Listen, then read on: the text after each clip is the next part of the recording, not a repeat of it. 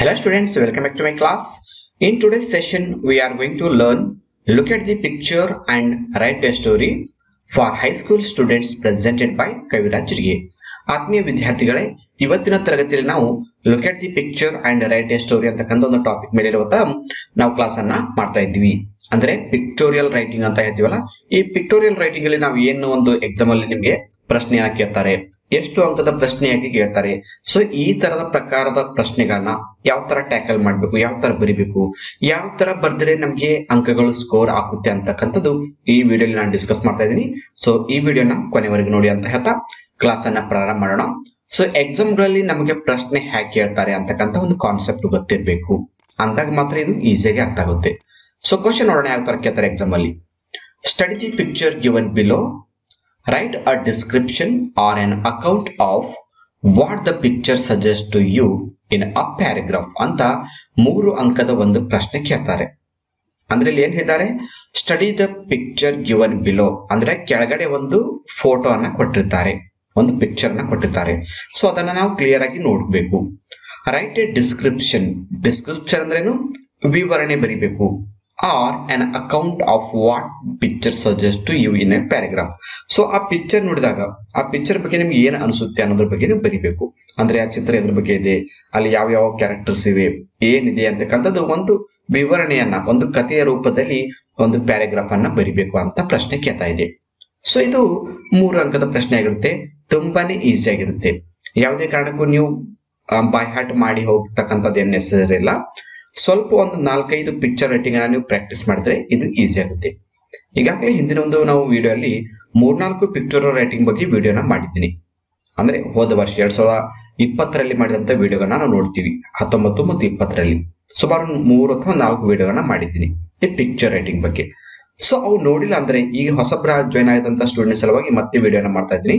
So ಇಲ್ಲಿ different ಆದಂತ ಒಂದು ಫೋಟೋಸ್ ಅನ್ನ ಕೊಟ್ಟಿರ್ತೀನಿ, ವಿವರಣೆಯನ್ನ ಕೊಟ್ಟಿರ್ತೀನಿ.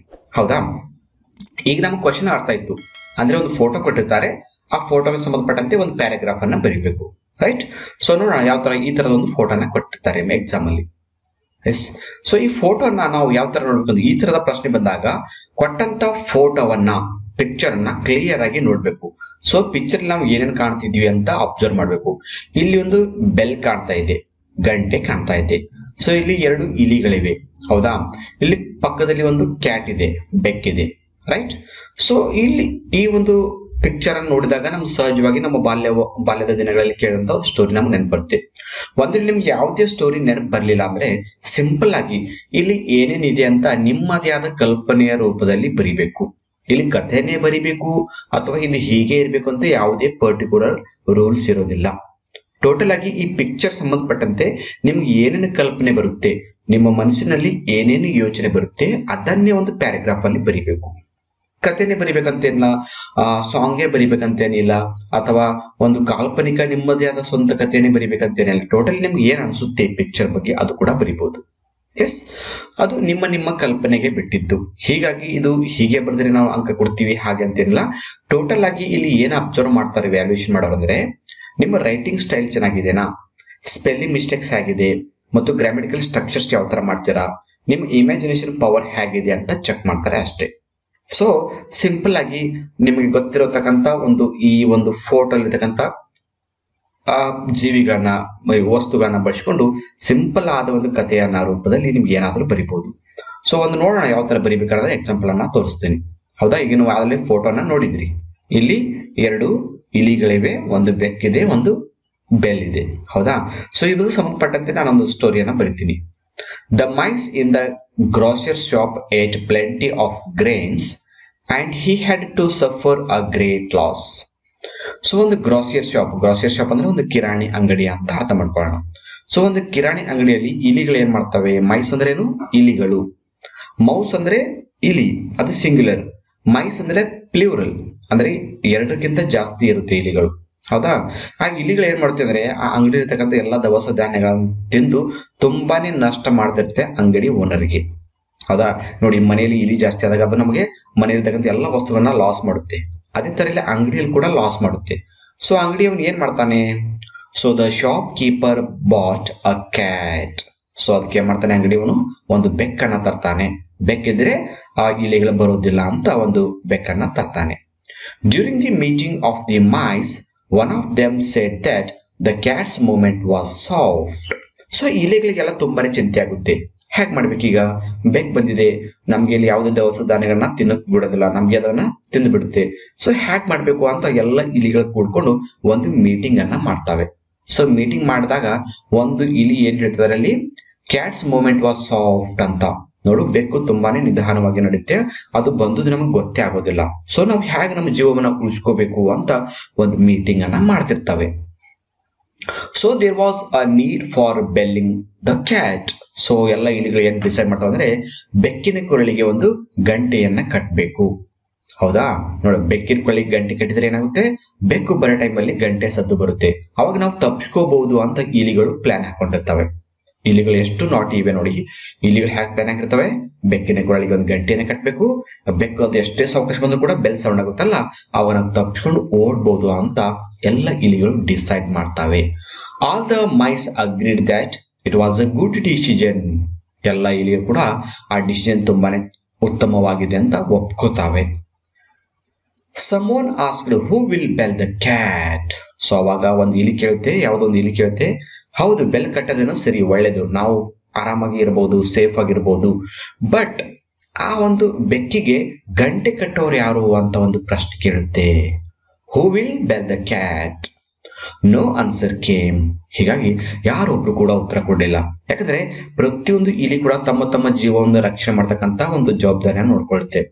ಯಾವ ಒಂದು ಇಲಿ ಕೂಡ ನಾನು ಮುಂದೆ ಹೋಗಿ ಬೆಲ್ಲನ್ನ ಕಟ್ತೀನಿ ಅಂತ ಧೈರ್ಯ ಮಾಡಿಲ್ಲ. ಯಾಕಂದ್ರೆ ನಾನು ಬೆಕ್ಕಿಗೆ ಬೆಲ್ ಕಟ್ಟಕ್ ಹೋದಾಗ ಅದನ್ನ ತಿಂದು ಹಾಕಿದ್ರೆ ಹೇಗಂತ ಎಲ್ಲ ಹೆದರ್ತಾ ಇದ್ದೀವಿ. As at the decision had not seen executed. ಹೀಗಾಗಿ ಆ ಒಂದು ಡಿಸಿಷನ್ ಜಾರಿಗೆ ತರೋದಕ್ಕೆ ಆಗ್ಲಿಲ್ಲ ಅಂತ. ಎಕ್ಸಿಕ್ಯೂಟೆಡ್ ಅಂದ್ರೂ ಜಾರಿಗೆ ತರೋದು. ಎಲ್ಲ ಇಲಿಗಳು ಡಿಸಿಷನ್ ತಗೊಂಡು ಬೆಕ್ಕಿಗೆ ಒಂದು ಬೆಲ್ಲನ್ನು ಕಟ್ಟಬೇಕು ಅಂತ, ಬಟ್ ಯಾರು ಕಟ್ಟಬೇಕು ಅಂತ ಯಾರು ಕೂಡ ಮುಂದೆ ಬರಲಿಲ್ಲ. ಹೀಗಾಗಿ ಆ ಯೋಜನೆ ಜಾರಿಗೆ ಬರಲಿಲ್ಲ ಅಂತ. ಇದು ಒಂದು ನಾವು ಕಾಮನ್ ಆಗಿ ಚಿಕ್ಕವರಿದ್ದಾಗಿ ಒಂದು ಕಥೆಯನ್ನು ಕೇಳ್ತೀವಿ, ಅದನ್ನೇ ಸಿಂಪಲ್ ಆಗಿ ಬರಿಬಹುದು. ಸೊ ನಿಮ್ಗೆ ಒಂದ್ ವೇಳೆ ಕತೆ ಗೊತ್ತಿಲ್ಲದ ಒಂದು ಪಿಕ್ಚರ್ ಬಂತಂದ್ರೆ ನಾವು ಯಾವ ತರ ಬರಬೇಕು? ಸಿಂಪಲ್ ಆಗಿ ಬರಿಬೇಕು. One day in house two, ನಾವಿಲ್ಲಿ ನೋಡ್ತೀವಲ್ಲ, ಟೂ ಅಂತ ಬರ್ಬೋದು, ನಮಗೆ ಟೂ ಕಾಣ್ತದಲ್ಲ, 2 mice are there and I am seeing one cat is hiding there and 2 cats are carrying a bell. They are planning to do something by the bell. ಏನ್ ಬೇಕಾದ್ರೂ ಬರಿಬಹುದು, ಕಥೆನೇ ಬರಿಬೇಕಂತೇನಿಲ್ಲ. ಒಂದು ಮನೆಯಲ್ಲಿ 2 ಇಲಿಗಳಿದ್ದು, ಒಂದು ಬೆಕ್ಕಿತ್ತು. ಆ ಇಲಿಗಳು ಬೆಲ್ಲನ್ನ ತೆಗೆದುಕೊಂಡು ಬಂದಿದ್ದು, ಬೆಕ್ಕು ಅದನ್ನ ನೋಡ್ತಾ ಇತ್ತು. ಈ ತರ ಕೂಡ ನಾವು ಬರಿಬಹುದು. ಅಂದ್ರೆ ಕಥೆನೇ ಬರಿಬೇಕಂತೇನಿಲ್ಲ, ಟೋಟಲ್ ಆಗಿ ಒಂದು ಪ್ಯಾರಾಗ್ರಾಫ್ ಅನ್ನ ಬರಿಬೇಕು. ರೈಟ್? 3 ಅಂಕದ ಪ್ರಶ್ನೆ ಆಗಿರುತ್ತೆ. ಒಂದು 2 ಅಥವಾ 3 ಪ್ಯಾರಾಗ್ರಾಫ್ ಶಾರ್ಟ್ ಆಗಿ ಬರೆದ್ರೆ ಒಳ್ಳೆಯದು. ಸರಿನಾ? ಇದು ನಿಮ್ಗೆ ಅರ್ಥ ಆಗಿದೆ ಅನ್ಕೋತೀನಿ. ಇನ್ನೊಂದು ಎಕ್ಸಾಂಪಲ್ ನೋಡೋಣ. Study the picture given below, write a description or an account of what picture suggest to you in a paragraph ಅಂತ ಸೇಮ್ ಕ್ವಶನ್ ನ ಕೊಟ್ಟಿದ್ದೀನಿ. ಹೌದಾ? ಇಲ್ಲಿ ಒಂದು ಫೋಟೋವನ್ನ ನನಗೆ ಚೇಂಜ್ ಮಾಡಿದ್ದೀನಿ. ಸೊ ಇಲ್ಲಿ ನೋಡಿ, ಇಲ್ಲಿ ಫೋಟೋ ಕಾಣ್ತಾ ಇದೆ, ಇಲ್ಲಿ ಗ್ರ್ಯಾಂಡ್ ಮಾ ಅಂಡ್ ಗ್ರ್ಯಾಂಡ್ ಪಾ ಕಾಣ್ತಾ ಇದ್ದಾರೆ, ಅಜ್ಜ ಮತ್ತು ಅಜ್ಜಿ ಕಾಣ್ತಾ ಇದ್ದಾರೆ. ಇಲ್ಲಿ ಮೊಮ್ಮಕ್ಕಳೆಲ್ಲ ನೀರಲ್ಲಿ ಸ್ವಿಮ್ ಮಾಡ್ತಾ ಇದ್ದಾರೆ, ಒಂದು ಮಗು ಮೇಲ್ಗಡೆ ನಿಂತಿದೆ. ಹೌದಾ? ಇಷ್ಟನ್ನ ನಾವು ಕಾಣ್ತಾ ಇದ್ದೀವಿ. ಸೊ ಇದಕ್ಕೆ ಸಂಬಂಧಪಟ್ಟಂತೆ ನಿಮ್ಗೆ ಏನ್ ಬರಿಬೇಕು ಅನ್ಸುತ್ತೆ ಅದನ್ನ ಸಿಂಪಲ್ ಆಗಿ ಸರಳವಾದ ಭಾಷೆಯಲ್ಲಿ, ಗ್ರಾಮೆಟಿಕಲ್ ಯಾವ್ದು ತಪ್ಪಾಗದೆ ಸೆಂಟೆನ್ಸ್ ಗಳನ್ನ ಕರೆಕ್ಟ್ ಮಾಡ್ತಾ ಬರಿಬೇಕು. ನೋಡೋಣ ಈಗ ನಾವು ಇದನ್ನ ಯಾವ ತರ ಬರಿಬೇಕು. ಸೊ ಈ ತರ ಪ್ರಶ್ನೆ ಕೊಟ್ಟಾಗ ನಾವು ಫಸ್ಟ್ ಏನ್ ಮಾಡ್ಬೇಕಂದ್ರೆ, ಕೊಟ್ಟಂತ ಪಿಕ್ಚರ್ ಅನ್ನ ಕ್ಲಿಯರ್ ಆಗಿ ಅಬ್ಸರ್ವ್ ಮಾಡ್ಬೇಕು, ಅಲ್ಲಿ ಏನೇನ್ ಕಾಣ್ತಿದೆ. ಹೌದಾ? ಇಲ್ಲಿ ನೋಡಿ, 3 ಜನ ಹುಡುಗರು ಕಾಣ್ತಾ ಇದಾರೆ ಒಳಗಡೆ ಸ್ವಿಮ್ಮಿಂಗ್ ಅಲ್ಲಿ. ಹೌದಾ? 2 ಜನ ಬಾಯ್ಸ್ ಬಲ್ಲಿ ಟ್ಯೂಬ್ ಹಾಕೊಂಡಿದ್ದಾರೆ, ಸೇಫ್ಟಿ ಟ್ಯೂಬ್. ಬಟ್ ಒಬ್ಬ ಹುಡುಗ ಸೇಫ್ಟಿ ಟ್ಯೂಬ್ ಅನ್ನ ಹಾಕೊಂಡಿಲ್ಲ, ಒಬ್ಬ ಹುಡುಗ ಮೇಲ್ಗಡೆ ನಿಂತಿದ್ದಾನೆ. ಹೌದಾ? ಇಲ್ಲಿ ಒಳಗಡೆ ಇಲ್ಲಿ ಒಂದು ಅವರಿಗೆ ಸ್ಟೆಪ್ಸ್ ಇವೆ. ಆಮೇಲೆ ಇಲ್ಲಿ ಅಜ್ಜ ಅಜ್ಜಿ ಇದ್ದಾರೆ, ಅಜ್ಜನ ಕೈಯಲ್ಲಿ ಒಂದು ಕೋಲ್ ಇದೆ, ಹೆಗಲ ಮೇಲೆ ಒಂದು ಶಾಲ್ ಇದೆ, ಇಲ್ಲಿ ಹಿಂದ್ಗಡೆ ಗಿಡಗಳಿವೆ. ಇವುಗಳನ್ನ ನಾವು ಸಿಂಪಲ್ ಆಗಿ ಸೆಂಟೆನ್ಸ್ ರೂಪದಲ್ಲಿ ಬರಿಬೇಕು. ಅಂದ್ರೆ ನಾವು ಪಿಕ್ಚರ್ ಅನ್ನ ಕರೆಕ್ಟ್ ಆಗಿ ಮೊದಲು ನೋಡ್ಕೋಬೇಕು. ಸೊ ನೋಡೋಣ ಯಾವ ತರ ಬರಿಬೇಕು ಅಂತ. ಬರಿತಾ ಇದ್ದೀನಿ ನೋಡಿ. My summer vacation has begun. ಅಂದ್ರೆ ನನ್ನ ಬೇಸಿಗೆ ರಜೆಗಳು ಪ್ರಾರಂಭವಾಗಿದ್ದವು. I am now at my grand parents house. So ರಜೆ ಇದ್ದ ಸಲುವಾಗಿ ನಾನು ನಮ್ಮ ಅಜ್ಜ ಅಜ್ಜಿ ಮನೆಗೆ ಹೋಗಿದ್ದೆ. I love to visit them whenever I get holidays. ಶಾಲೆಗೆ ರಜೆಗಳಿದ್ದಾಗ ನಾನು ನಮ್ಮ ಅಜ್ಜಿ ಅಥವಾ ಅಜ್ಜನ ಊರಿಗೆ ಹೋಗ್ತಾ ಇದ್ದೆ. I simply enjoy being with them. ಅವ್ರ ಜೊತೆ ಇರೋದಂದ್ರೆ ನನಗೆ ತುಂಬಾನೇ ಇಷ್ಟ. They are very fond of me, ಅವರಿಗೆ ನಾನಂದ್ರೆ ತುಂಬಾ ಇಷ್ಟ, ಅಂದ್ರೆ ಮೊಮ್ಮಗನಂದ್ರೆ ತುಂಬಾ ಇಷ್ಟ. ಅಂಡ್ ಮೈ ಸಿಸ್ಟರ್ ಅಂಜಲಿ, ನಾನು ಮತ್ತು ನಮ್ಮ ಅಂಜಲಿ ಅಂದ್ರೆ ನಮ್ಮ ತಂಗಿ ಅಥವಾ ಅಕ್ಕ ಅಂಜಲಿ ಅಂದ್ರೆ ಅವರು ಕೂಡ ಇಷ್ಟ, ತುಂಬಾನೇ ಪ್ರೀತಿ ಮಾಡ್ತಾ ಇದ್ರು ಅಂತ. Early in the morning I go to swimming with my dear uncle and my aunt. ಪ್ರತಿದಿನ ಅಲ್ಲಿ ಅಜ್ಜ ಮನೆಗೆ ನಾವೇನ್ ಮಾಡ್ತಿದ್ವಿ, ಬೆಳಿಗ್ಗೆ ಎದ್ದ ತಕ್ಷಣ ನಮ್ಮ ಅಂಕಲ್ ಜೊತೆ ಮತ್ತು ಆಂಟ್ ಜೊತೆ ನಾನು ಸ್ವಿಮ್ಮಿಂಗ್ ಹೋಗ್ತಾ ಇದ್ದೆ. ಮೈ grand mother makes delicious food. Delicious ಅಂದ್ರೇನು, ರುಚಿಕರವಾದ. ನಮ್ಮ ಅಜ್ಜಿ ನಮಗಾಗಿ ರುಚಿಕರವಾದ ಅಡಿಗೆಯನ್ನ ಮಾಡ್ತಿದ್ರು for us and tell us a lot of stories. ನಮ್ಮ ಅಜ್ಜಿ ನನಗೆ ಸಾಕಷ್ಟು ಕಥೆಗಳನ್ನು ಕೂಡ ಹೇಳ್ತಿದ್ರು ಅಂತ. ಇದು ಒಂದು ಸಿಂಪಲ್ ಆಗಿ. ನಿಮ್ಗೆ ಈ ತರ ಬರೀಕಾಗ್ಲಿಲ್ಲ ಅಂದ್ರೆ, there was a swimming pool in my grand parents house. We are going to swim in the water. My grandparents, like grandma and grandfather, were very caring us. They are standing at the bay and observing how we are swimming ಅಂತ ಕೂಡ ಬರಿಬಹುದು. One boy is not swimming, he is waiting for the help ಅಂತ ಕೂಡ ನಾವು ಬರಿಬಹುದು. So total ಆಗಿ ಚಿತ್ರದಲ್ಲಿ ಏನ್ ಕಾಣ್ತಿದೆ ಅದು ಬರಿಬಹುದು. There was a swimming pool ಅಂತ ಹೇಳಿದೀವಿ and we can see 3 trees are there ಅಂತ. ಇಲ್ಲೊಂದು ಸಣ್ಣ ಟ್ರೀ ಇದೆ, ಇಲ್ಲೊಂದು 2 ಗಿಡ ಕಾಣ್ತಾ ಇವೆ, ಇದು ಕೂಡ ಬರಿಬಹುದು. And my grand parents wore spectacles ಅಂತ ಕೂಡ ಬರಿಬಹುದು. ನಮ್ಮ ಅಜ್ಜ ಮತ್ತು ಅಜ್ಜಿಬ್ರು ಚಸ್ಮವನ್ನ ಹಾಕೊಂಡಿದ್ರು. And my grand pa hold a stick ಅಂತ ಬರಿಬಹುದು. ನಮ್ಮ ಅಜ್ಜನ ಕೈಯಲ್ಲಿ ಒಂದು ಕೋಲಿತ್ತು ಅಂತ. ಈ ತರ ಸಿಂಪಲ್ ಆಗಿ ನಾವು ಸೆಂಟೆನ್ಸ್ ಅನ್ನ ಬರೆದ್ರೆ ಸಾಕು, ಈಸಿಯಾಗಿ ನಾವು 3 ಅಂಕಗಳನ್ನ ಸ್ಕೋರ್ ಮಾಡಬಹುದು. ಸೊ ಈ 2 ಪಿಕ್ಚರ್ಗೆ ಸಂಬಂಧಪಟ್ಟಂತೆ ನಿಮ್ಮದೇ ಆದ ಒಂದು ಓನ್ ಇಮ್ಯಾಜಿನೇಷನ್ ಸ್ಟೋರಿಯನ್ನ ಬರೀರಿ. ಹೌದಾ, ನಾನೀಗೊಂದು ಹೋಮ್ವರ್ಕ್ ಕೊಡ್ತಾ ಇದ್ದೀನಿ. ಈಗಾಗಲೇ ಇಲ್ಲಿ 2 ಪಿಕ್ಚರ್ ಇವೆ. ಈ 2 ಫೋಟೋಗಳನ್ನ ನೋಡಿ ಒಂದೊಂದು ಪ್ಯಾರಾಗ್ರಾಫ್ ಅನ್ನ ಸ್ಟೋರಿ ಬರೀರಿ. ಮೊದಲನೇ ಫೋಟೋ ಮೇಲೆ ಒಂದು ಪ್ಯಾರಾಗ್ರಾಫ್ ಬರೀರಿ, 2ನೇ ಫೋಟೋ ಮೇಲೆ ಒಂದು ಪ್ಯಾರಾಗ್ರಾಫ್ ಅನ್ನ ಬರೀರಿ. ಇದರಿಂದ ಏನಾಗುತ್ತೆ, ನಿಮಗೆ ಪ್ರಾಕ್ಟೀಸ್ ಮಾಡಿದಾಗ ಆಗುತ್ತೆ, ಎಕ್ಸಾಮ್ ಅಲ್ಲಿ ಪ್ರಿಪರೇಷನ್ ಆಗುತ್ತೆ. ಹೌದಾ, ಅಂದ್ರೆ ಈಗ ನಾನು ಬರ್ದಿದ್ದ ಸ್ಟೋರಿಯನ್ನ ಬರಿಬೇಡಿ, ನಿಮ್ಮದೇ ಆದಂದು ಕಾಲ್ಪನಿಕ ಕಥೆಯನ್ನ ಬರೀರಿ. ಸರಿನಾ?